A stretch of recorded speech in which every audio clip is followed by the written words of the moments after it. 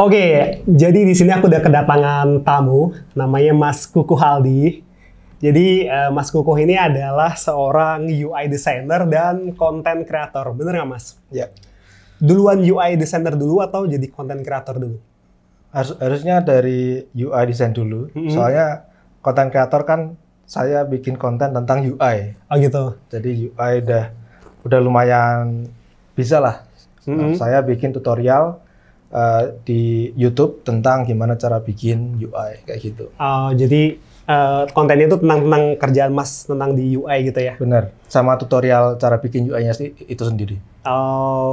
Nah jadi di tahun ini Mas, jadi aku tuh pengen bikin konten namanya Berani Mencoba. Jadi di episode atau apa ya sebutannya season Berani Mencoba itu aku pengen ngundang orang-orang yang inspiring gitu ya.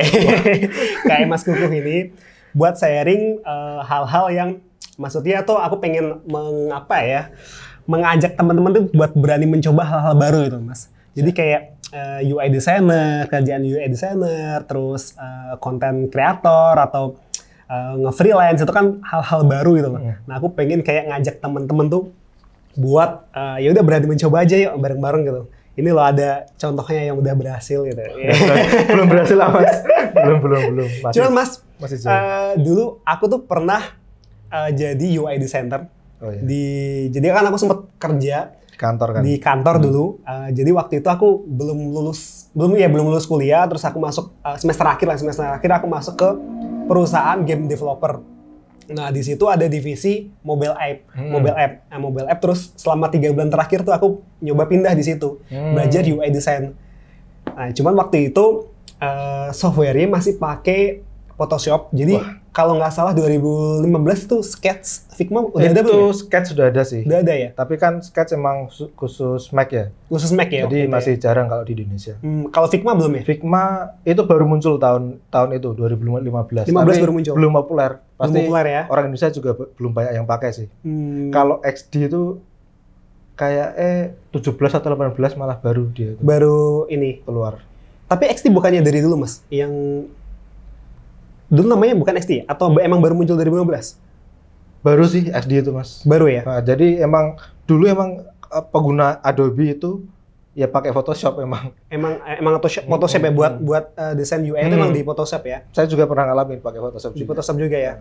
Nah terus sekarang tuh kan kayak ngetrend software kayak Figma itu ya? Itu emang lebih membantu atau gimana? Benar. Jadi kan emang makin kesini, kalau dulu kan emang belum ada bidang pekerjaan UI design tuh belum ada.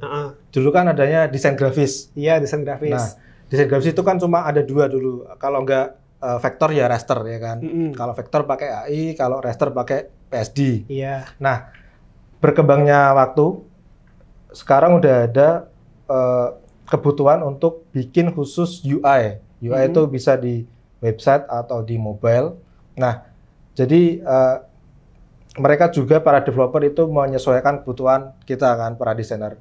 Mereka membuat software khusus yang bakal memudahkan para UI designer untuk membuat UI-nya itu lebih cepat dan lebih mudah. Jadi emang dikhususkan banyak fitur-fitur yang khusus membuat UI itu lebih enak lah. Oke, berarti emang itu dirancang khusus buat user interface ya? Benar. Itu base-nya apa sih? Vektor atau rasternya itu? Atau ada ini sendiri? Kalau Figma itu vektor.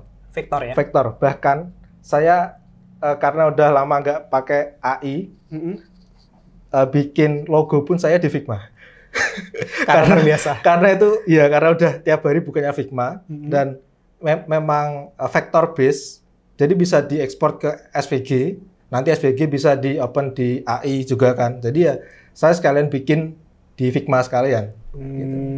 Kalau saking Oh gitu, berarti karena memang udah terbiasa ya. Kayak dulu Mas aku Photoshop banget anaknya. Iya. Jadi sampai bikin logo tuh di Photoshop juga. Pas dicetak gede, pecah semua. Iya. Soalnya Photoshop kan raster. Jadi sama dulu terbiasa Photoshop, terus desain pakai AI nggak terbiasa waktu itu.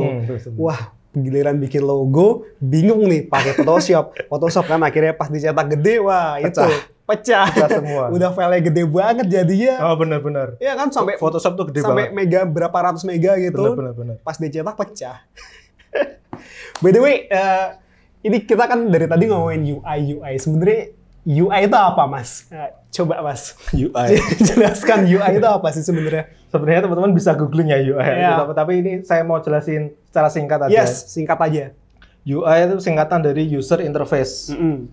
User itu kan pengguna ya. Interface itu antarmuka. Jadi UI itu adalah antarmuka dari sebuah platform mobile ataupun website yang bisa dilihat secara kasat mata oleh para penggunanya.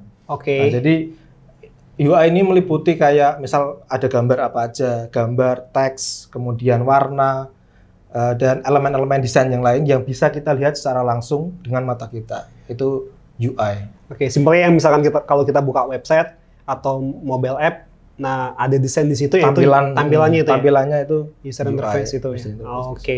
Nah, kalau misalkan buat cara bikinnya, kalau seingatku dulu ya, Mas ya.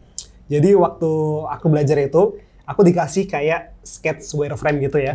Nah, habis itu aku baru ngedesain tampilannya, user interface-nya, kayak warnanya, kayak tombol-tombolnya gitu kan. Nah, itu cakupan kerja user interface designer itu sampai bikin wireframe-nya juga nggak sih? Atau itu UX, akan ada UI sama UX ya? Itu tergantung dari kantor atau timnya. Biasanya kalau timnya udah besar, itu dibagi-bagi. Ada UX, ada UI. Nah, UX tuh kalau misal di kantor besar kayak di startup yang hijau-hijau di Jakarta itu mereka biasanya udah dibagi, bahkan banyak banget pembagiannya. UX itu ada yang bagian riset, kemudian ada mungkin yang bagian bikin wireframe juga.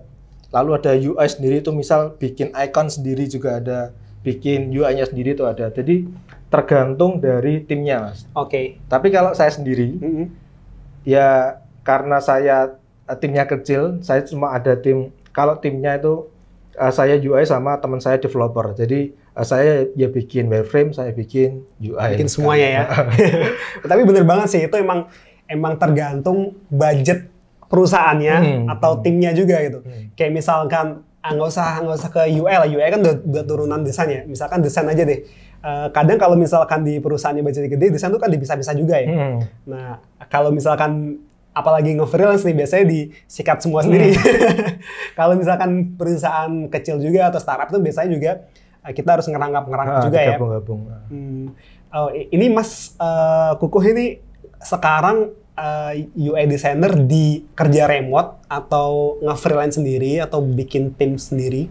Oke, jadi sekarang sehari-harinya itu saya sibuk di kerja remote juga, UI designer di salah satu web agency di Australia. Oke. Australia itu full time-nya saya. Jadi 6 jam per hari saya kerja di sana, Senin sampai Jumat. Gitu. Terus selain itu saya juga udah punya bikin tim sendiri, namanya Dosweb. Boleh ini Mas? Boleh dong, nanti. Namanya iya. Ya dosweb.com. Itu saya juga untuk menampung klien-klien yang pengen langsung ke saya. Itu udah saya bikin dari 2018. Sementara masih baru ada 2 orang sih, saya sebagai desainer dan teman saya Ervan itu sebagai developer atau programmer. Kayak gitu.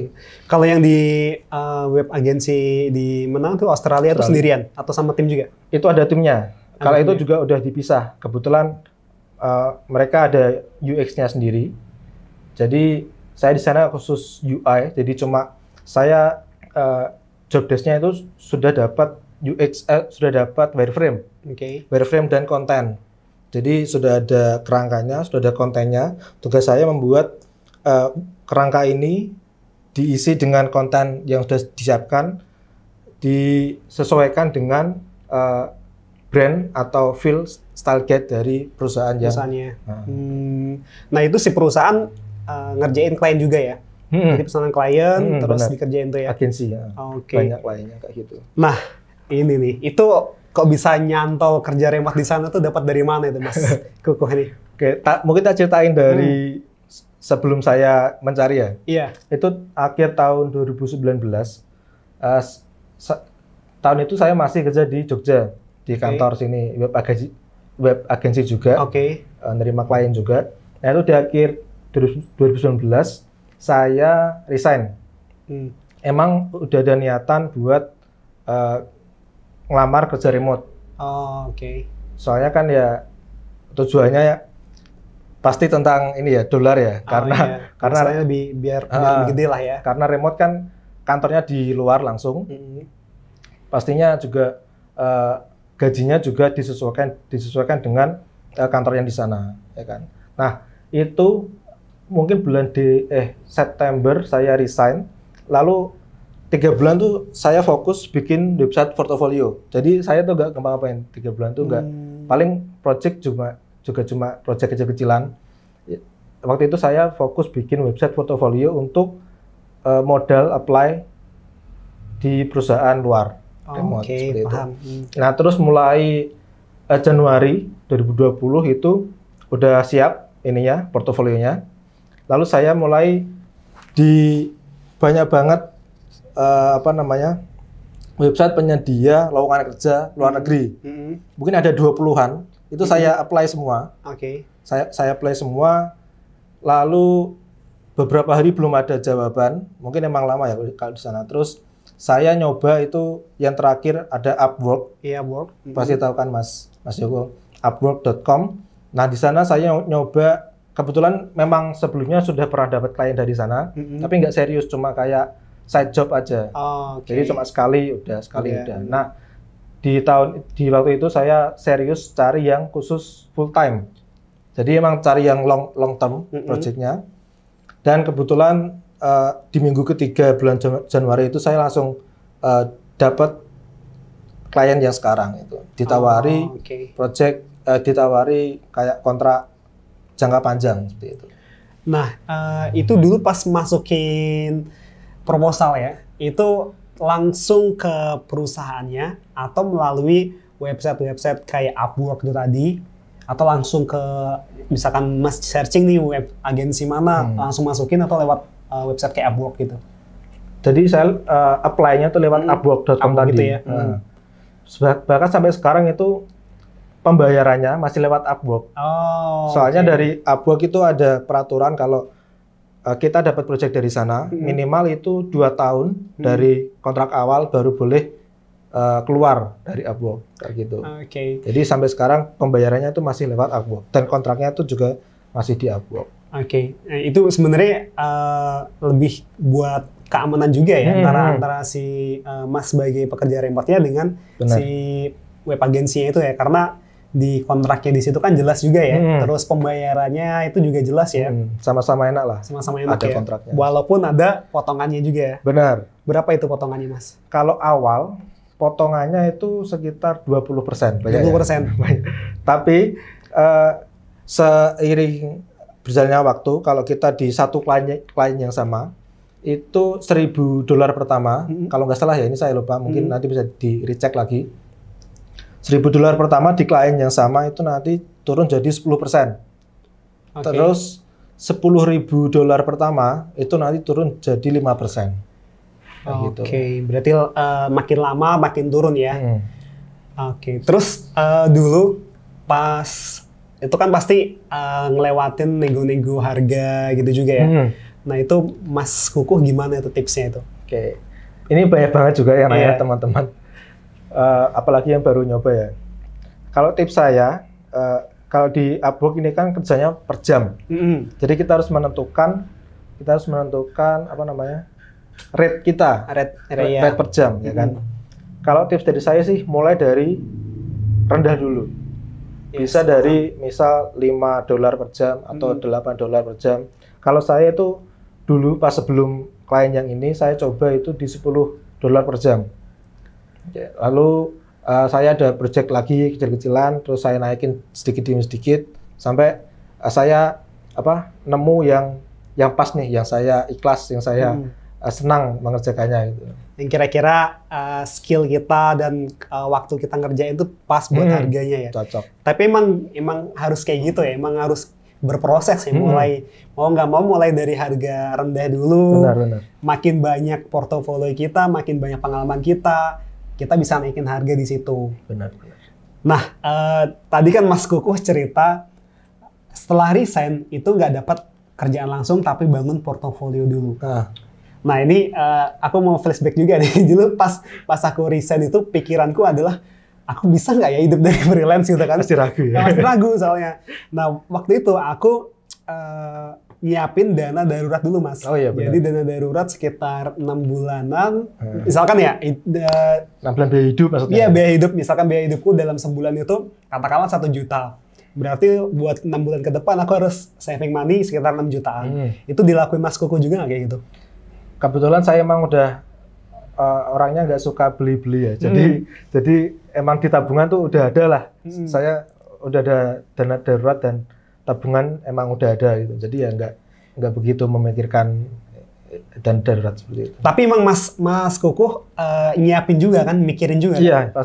pastinya. Iya kan. Pastinya. Soalnya banyak nih teman-teman yang tanya juga, mungkin Mas Kukuh juga sering ditanya juga, misalkan mau resign dari kerjaannya gitu kan. Nah saran aku tuh pasti selalu kayak gitu. Jadi sebelum resign tuh kalau nggak kalian sudah punya penghasilan dulu dari hasil kerjaan itu, minimal kalian punya dana darurat itu tadi. Benar. Minimal 6 bulan, bagusnya sih setahun ya menurut kayak setahun itu udah safe banget lah.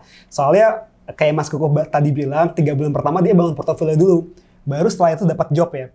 Nah jadi selama 3 bulan ini kalau kalian nggak punya dana, kan bingung gitu. Kalau udah bingung panik, nyari kerja itu udah nggak ini lagi Mas, udah nggak bisa fokus gitu. Jadi kayak apa ya? Panik lah. Panik terus. Jadi mau apply kerjaan, mau ngerjain juga nggak enjoy gitu kan. Benar. Jadi itu tadi teman-teman harus punya dana darurat dulu lah minimal 6 bulan atau 1 tahun gitu. Boleh nambahin Mas? Ya, kalau Mas. Saran saya yang pertama tadi malah, kalau bisa yang udah punya kerjaan lain dulu. Udah penghasilan dulu ya. Baru yang sekarang dilepas. Karena banyak kan yang malah bingung, malah bisa lebih lama lagi nanti nganggurnya kayak gitu. Bener sih.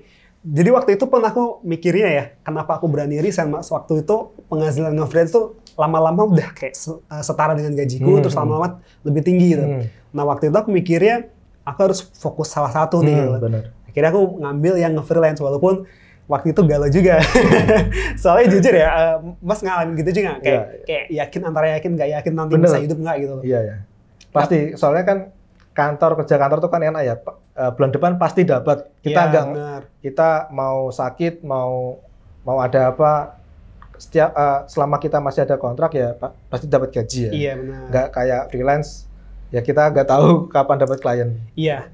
Tapi maksudnya di sini bukan berarti kerja kantoran tuh lebih kurang ya, maksudnya kurang baik atau nge-freelance jauh lebih baik, enggak. Jadi di sini yang pengen ditekankan tuh bahwa kalau kalian pengen lebih, ada loh jalannya itu loh. Di kerja remote mungkin, kayak Mas Kukuh ini buat apply kerjaan dari perusahaan Australia atau kerja nge-freelance, itu ada jalannya itu.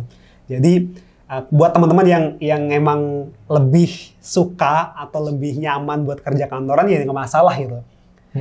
Ya kan Mas ya? Soalnya emang tiap orang kan tipenya beda-beda. Betul, beda-beda. Ada yang emang cocok di kantor, ada yang cocok freelance, ada yang cocok remote. Jadi disesuaikan dengan pribadi masing-masing. Iya, setuju sih itu aku. Karena ya itu tadi, bahkan orang yang udah nge-freelance pun ada yang dia tuh karena di sisi lainnya dia pengen nyaman, dia masih sambil kerja. Ada juga kayak gitu. Itu nggak masalah kayak gitu.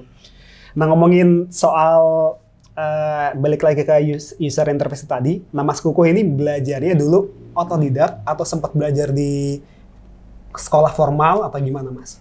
Kalau dulu sih kebetulan otodidak belajar ya? Sendiri. Saya cari baca-baca artikel, nyoba-nyoba tutorial di YouTube kayak gitu. Jadi benar-benar otodidak. Oke. Sama sih. Jadi kayak aku juga, terus banyak juga yang tak temuin gitu kan, belajar desain, nge-freelance, itu dari mana? Jadi otodidak sendiri. Jadi awalnya suka ngedesain, terus dulu aku suka gambar Mas. Suka gambar waktu kecil. Terus akhirnya nyoba-nyoba Photoshop waktu itu kan buat gambar, beli pen tablet, kok seneng nih. Akhirnya tak lanjutin. Ya disebut otodidak juga, walaupun di kampus dulu ada pelajaran desain juga, cuman sebagian kecil aja. Cuman dikasih tunjuk aja ini loh buat ngedesain pakai ini, terus ini gitu kan. Saya akhirnya ya lanjut sendiri dulu, belajar sendiri juga itu. Benar-benar. Karena Basicnya apa Mas? Ini Aku pendidikan TI. formalnya. TI juga. TI, ya. Sama, aku TI juga. Tapi sama-sama jadi desainer Iya, semua ya. bener juga. Pasti gak suka coding, Mas. Sama bener. Dulu waktu pelajaran kuliah ngoding tuh, waduh. Tapi waktu kesini Mas agak nyesel juga. Nggak bisa ngoding gitu. Oh gitu. Nah, jadi dulu aku pengen gimana, tapi nggak ini. Bukan passionnya gitu Mas. Iya. Kalau saya kebetulan masih bisa coding tapi cuma front end. Front end-nya ya. HTML, CSS, jQuery sedikit-sedikit. Masih bisa ya, dikit-dikit itu ya. Dan itu emang dibutuhkan buat UI desain. Karena UI kan emang bikin website ya. Dan website bikinnya pakai HTML, CSS tadi. Jadi emang butuh gitu. Ya itu ya lebih bagus lah Mas itu. Aku bisa juga, cuman ngedit-ngedit aja. Kalau dari nol masih aduh pusing lah gitu. Sekarang kan udah banyak tool yang no code. Iya, no code itu. Ya, itu bantu banget sih Mas. Kayak kalau website tuh Elementor tuh wah. Bener-bener. Aku juga pakai Elementor. Pakai juga ya. Wih, dulu bikin WordPress ngedit temanya itu aja berjam-jam. Dari PHP-nya kan. Iya, itu kan waduh. Ini installnya kok tampilan preview websitenya kayak gini pas install beda. Pernah ngalamin gitu? Itu nyarinya tuh setengah mati tuh nyari di YouTube tutorialnya. Sekarang ada Elementor tuh wah. Bantu banget tuh. Tinggal drag drop. Drag and drop, bikin landing page juga cepat banget. Cuman aku pengen bahas juga pas Mas kerja itu, kerja kantoran itu, emang udah ngelirik buat kerja remote gitu atau emang dorongan dari hatinya buat nggak pengen nih kerja kantoran, pengen agak bebas kerja remote gitu? Jadi di tahun pertama kedua itu sebenarnya udah nyaman sih kerja di kantor. Balik dulu sebelum saya kerja kantoran, itu sebelumnya setelah lulus kuliah itu saya setahun freelance. Freelance dulu. Terus tapi kok cuma gini-gini aja. Terus saya nyoba kantor ngelamar di Jakarta di startup yang besar itu, tapi ternyata ditolak semua karena emang waktu itu saya baru belajar UI, jadi ya belum banyak lah pengalamannya. Jadi saya cari di web agency di Jogja. Saya waktu itu ngelamarnya pakai portofolio hasil kontes di 99. Di kontes-kontes yang kalah, itu tak kumpulin, tak jadiin portofolio, terus tak jadiin modal buat ngelamar di kantor gitu. Dan ternyata bisa. Di tahun pertama kedua itu emang udah nyaman karena kantornya itu bebas, bisa boleh pakai baju asal rapi, ada PS-nya juga di sana, terus ada minuman juga, enak lah, kayak startup tapi kecil gitu, nyaman banget, tapi ya cuma gitu-gitu aja. Saya di tahun ketiga itu udah mulai kok gini-gini aja ya, terus saya udah tiap pagi tuh udah mulai malas bangun pagi terus ke kantor tuh udah mulai malas. Pengen berkembang atau pengen berkembang tapi juga pengen bebas. Jadi dua itu sih. Nah, mungkin di awal-awal tahun tuh udah kepikiran. Awal tahun 2019 itu udah kepikiran pengen kerja remote. Tapi masih belum tahu caranya gimana. Nah, waktu itu ya tetap butuh riset lewat mana aja, terus website yang perlu dicoba itu mana aja, terus yang disiapin itu apa aja. Jadi selama itu saya udah riset dulu sebelum resign. Jadi jangan cuma resign tanpa punya pandangan apa-apa. Jadi kita harus punya persiapan dulu, tahu langkah-langkahnya yang jelas, baru saya resign waktu itu. Ada rencana lah ya, ada rencana setelah resign tuh mau apa gitu kan. Benar. Jangan resign secara membabi buta. Tiba-tiba resign terus tanpa persiapan apa-apa nanti panik. Apalagi kalau yang sudah punya keluarga. Benar itu. Nah itu bebannya lebih lagi sih. Tekanannya lebih berat. Iya.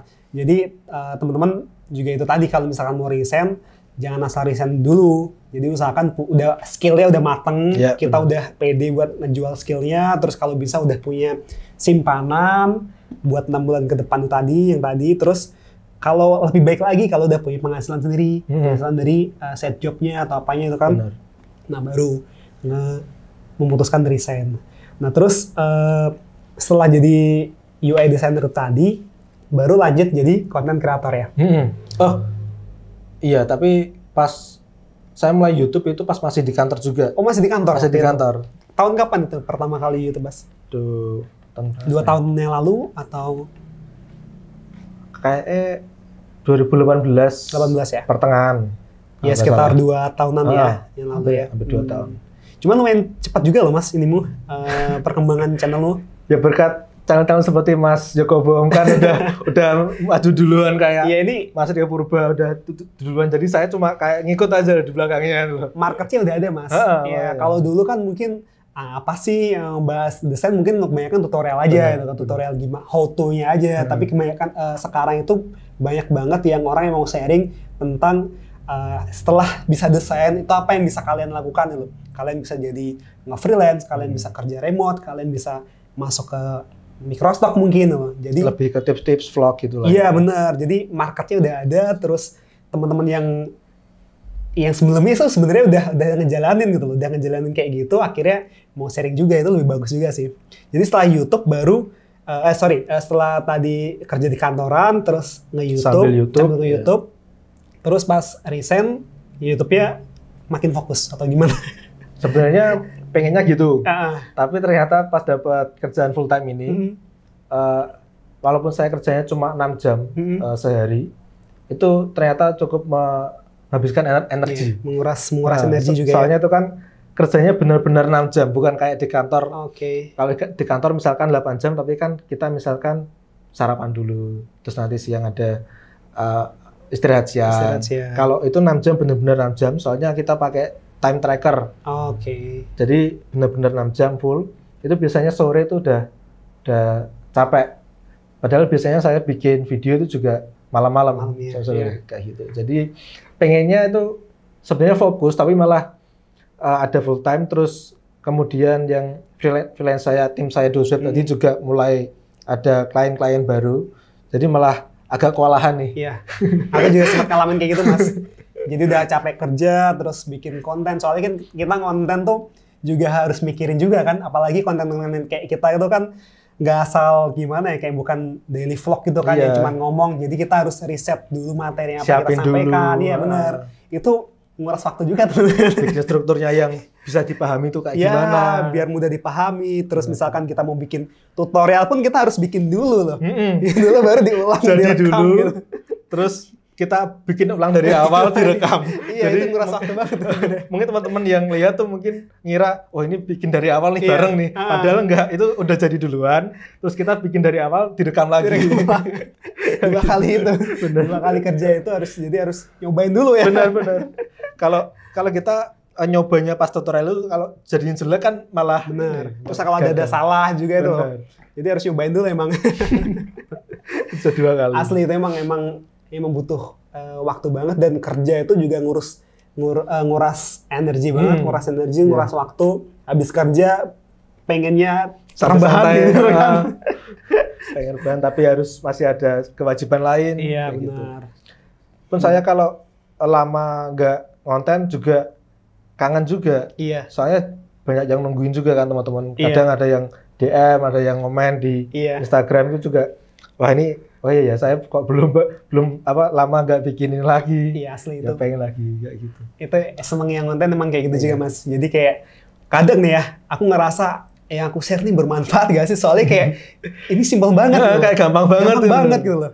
Cuman buat orang lain yang belum tahu, wah ini daging ilmunya gitu. Bener-bener. Jadi emang pengetahuan tuh nggak ini ya Mas, nggak diukur dari gampang enggaknya, tapi soalnya tiap orang tuh punya pengalamannya masing-masing. Jadi mereka bisa aja lihat hal itu jadi pengalaman yang baru yang besar buat mereka. Padahal kita tuh gampang. Iya, bagi kita kayak simple karena kita udah ngerjain tiap hari itu.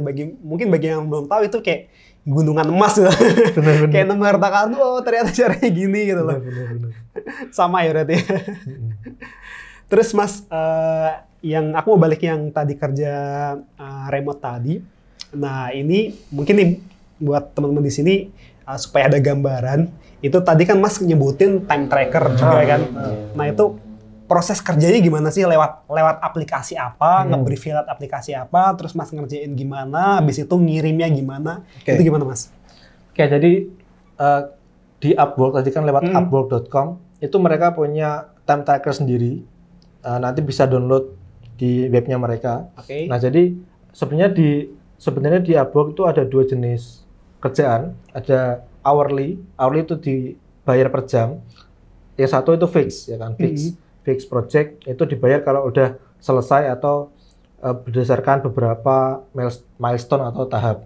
Nah, kalau yang full time ini kebetulan saya pakai yang hourly, jadi per jam. Nah, untuk yang kerja per jam ini mereka menyediakan time tracker. Upwork itu menyediakan time tracker dan kita bisa download kalau kita mau mengerjakan project yang hourly tadi. Jadi tiap saya mau kerja itu saya nyalakan softwarenya, on kan, terus setiap 10 menit secara random software itu nanti akan screenshot monitor kita. Jadi kita nggak tahu kapan bakal di screenshot. Ya itu untuk biar kliennya bisa monitor kita benar-benar kerja apa enggak kayak gitu. Gitu sih. Jadi nggak bisa bohong tuh ya, misalnya ditinggal gitu kan, atau diaktifin, ditinggal atau nonton gitu. YouTube itu juga bisa. Bisa ya. Soalnya saya pernah kan masih awal-awal itu. Mungkin beberapa bulan awal tuh saya nonton YouTube podcast gitu. Kerja terus buka YouTube gini, terus kerja lagi buka YouTube. Terus sorenya pas udah selesai kan, malamnya tuh di chat sama bosnya, ditegur ya. Kok di trackermu banyak YouTube ya? Padahal itu sambilan ya. Itu podcast sebenarnya. Jadi aku bisa ngerjain sambil dengerin podcast. Tapi kalau di screenshot kan yang kelihatan YouTube-nya itu. Jadi kok kamu kerja banyak YouTube-nya itu gimana? Nah, terus, oh iya maaf ini saya nggak akan ulangi lagi. Terus ya kayak gitulah. Terus untuk briefingnya, untuk komunikasinya, sebenarnya bisa chat lewat Upwork, tapi Upwork itu kan cuma 2 orang. Padahal kita tuh punya tim, ada UX, ada developer, terus ada manajernya sendiri. Itu kita pakai software web app namanya ClickUp. Itu kayak Trello tapi lebih kompleks. Kayak gitu. Jadi semua project, semua task disusun di sana. Kita komunikasi juga bisa lewat sana, kayak gitu. Berarti Mas buka yang tasnya tadi itu, terus kerjaannya apa baru dikerjain. Kalau jam kerjanya itu nyesuaiin mereka atau Mas punya hak untuk aku mau kerja jam segini gitu? Kita bicara soal ini dulu, perbedaan waktu. Kan Australia sama Indonesia itu bedanya 4 jam. Di sana itu duluan 4 jam. Duluan 4 jam. Nah, jadi misalkan di sana jam 4, di sini baru jam 12 kayak gitu. Nah, sebelum mulai kerja ini saya juga udah ngomongin ini soal perbedaan waktu ini ke bosnya. Tapi bosnya malah seneng soalnya 4 jam awal ini mereka bisa kayak nyusun brief dulu nih. Nah, briefnya udah selesai, udah fix, baru 4 jam kemudian saya baru ngerjain gitu. Itu malah menguntungkan bagi mereka. Ya. Jadi tapi ini kalau bisa saya pakai waktu yang teratur tiap hari. Jadi mereka tahu when to expect me loh. Kapan bisa chat sama saya kayak gitu. Jadi kapan tersedianya, kapan available-nya, benar. Nah, itu tadi masalah kerjaan, waktu, terus pembayaran lewat Upwork langsung itu tadi ya. Terus ini Mas, tipsnya nih Mas buat teman-teman yang pertama deh, yang baru mau mulai belajar tentang user interface design, itu tipsnya apa dulu nih Mas? Kayak belajar hal-hal lain ya. Jadi kita harus tahu goal-nya dulu nih. Mulai dari goal-nya ya? Goal. Jadi kita mau belajar UI design itu untuk apa? Untuk cari kerjaan kah? Untuk cari freelance kah? Atau hanya cuma untuk bisa-bisaan aja? Nah, kalau udah dapat goal-nya, kita harus tahu langkah-langkahnya. Roadmap-nya itu seperti apa. Jadi, kalau di UI design tuh ada banyak elemen, kayak hierarki, kemudian cara bikin elemennya sendiri itu seperti apa. Jadi, kita harus tahu step-stepnya untuk belajar UI design itu. Kalau saya sendiri sih, karena saya otodidak, dulu ini cari-cari di Google dan emang butuh waktu lama sih. Tapi kan kalau sekarang udah banyak kayak buku atau e-course itu juga udah banyak. Saya rasa itu bakal membantu banget sih. Lebih menyingkat waktu buat belajarnya ya. Lebih terstruktur. Kalau software desainnya Mas, apa aja nih yang perlu dipelajari kalau teman-teman mau belajar UI design? Berdasarkan survei tahun lalu 2020 itu software yang paling populer yang digunakan desainer di seluruh dunia itu Figma. Figma ya. Figma. Bahkan dari semua sektor, ada dari brainstorming, kemudian UX, dari UI, prototyping, itu hampir semuanya didominasi oleh Figma. Jadi untuk UI-nya sendiri, Figma itu udah cukup banget menurut saya. Tapi untuk UI itu kan juga butuh bikin kayak manipulasi foto. Oh iya. Atau kalau vektor sih di Figma udah bisa. Yang penting sih manipulasi foto itu sih. Nah, foto itu saya rasa Photoshop masih butuh. Masih butuh ya. Jadi pelengkapnya ya. Kalau saya sendiri memang sehari-hari itu cuma 2 software yang saya pakai. Jadi Figma sama Photoshop itu udah cukup banget. Oke. Nah, itu tadi tipsnya buat mau mulai UI design. Nah, kalau terus setelah bisa nih tipsnya nih, atau bukan tipsnya deh. Sebenarnya kalau misalkan aku bisa UI design itu arahnya bisa apa aja sih Mas? Bisa kerja ya, bisa kerja kantoran jelas. Kantoran, freelance. Terus bisa remote tadi kayak saya sini ya. Terus bisa bikin konten juga tentang UI ya. Tentang UI. Nulis juga bisa. Terus consulting juga bisa. Kalau emang sudah expert ya, itu consulting udah bisa dijual. Gitu. Sama ini Mas, itu kan sering banget tuh di website kayak Creative Market itu kan ada jualan template itu ya.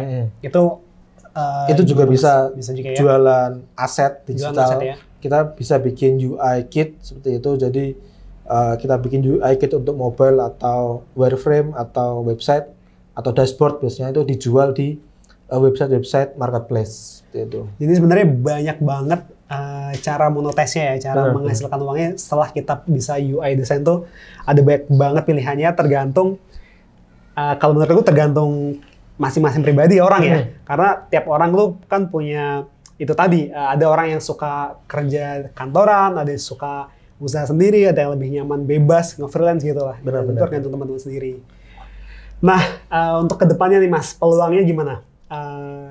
Buat 2000 ini kan 2021 ya, kalau misalkan teman-teman lihat ini tahun 2024 nanti ini video dibuat tahun 2021.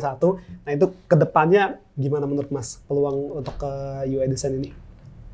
Untuk peluangnya saya mau bicara soal ini di tahun kemarin dulu. Iya. Karena gara-gara ada pandemi ini, sebenarnya UI design ini malah makin meningkat.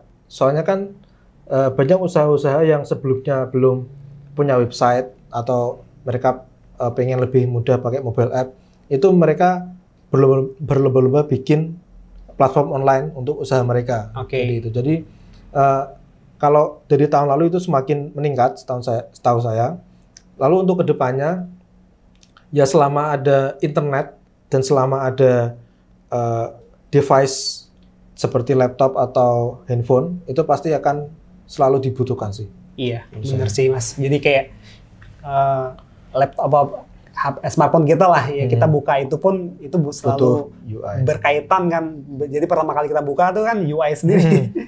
Jadi pasti peluangnya semakin ke depan menurutnya juga makin bagus juga ya, makin banyak juga lowongan di UI design. Makin dibutuhkan. Kayaknya emang jadi salah satu bidang kerjaan yang hot tahun kemarin. Salah satu UI design itu ya. UI UX itu. Nah itu kalau ini yang sering ditanyakan nih biasanya nih. Kalau user interface designer itu wajib harus bisa gambar ilustrasi atau bikin ilustrasi nggak sih? Itu kan biasanya kalau di UI design itu kan sering tuh banyak tuh ilustrasinya itu kan. Nah itu wajib bisa nggak sih? Enggak sih menurut saya. Enggak ya. Soalnya ilustrasi itu cuma salah satu elemen dari UI design. Dan UI design itu kan banyak elemennya. Ada teks, ada warna, ada icon, bahkan nggak perlu ilustrasi juga bisa, pakai gambar foto orang juga bisa. Jadi kalau menurut saya sih nggak wajib, tapi kalau bisa lebih bagus. Jadi nilai plus ya. Benar. Oke deh. Tadi bincang-bincang tentang UI seru banget sih. Jadi aku masih ingat-ingat itu Mas juga pas belajar UI design tuh aku memang tertarik waktu itu kan 2015 kalau nggak salah masih awal-awalnya user interface gitu kan user interface designer tuh kan baru berkembangnya aplikasi kayak Gojek. Kalau nggak salah ya tahun 2000 itu kan baru naik-naiknya itu kan. Jadi aku seneng banget sebenarnya waktu itu. Cuman ya karena nggak fokus waktu itu, akhirnya udah deh.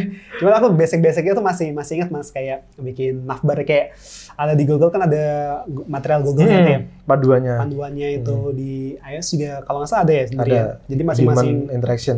Masing-masing OS tuh ada panduannya masing-masing. Oke Mas Koko, makasih banget nih Mas buat sharing-sharingnya di video kali ini. Sama-sama Mas Yoko. Ya jadi semoga cerita Mas Kukuh ini, semoga sharing kita ini bisa bermanfaat buat teman-teman semuanya. Kalau misalkan video ini bermanfaat, bisa di-share ke teman-teman kalian. Itu dulu aja dari aku dan Mas Kukuh. Sampai jumpa di video selanjutnya. Saya Kobom dan Mas Kukuh. Oh ya, nanti link YouTube-nya nanti aku tulis di deskripsi dan juga Instagram Mas Kukuh. Itu dulu aja, sampai jumpa di video selanjutnya. Terima kasih.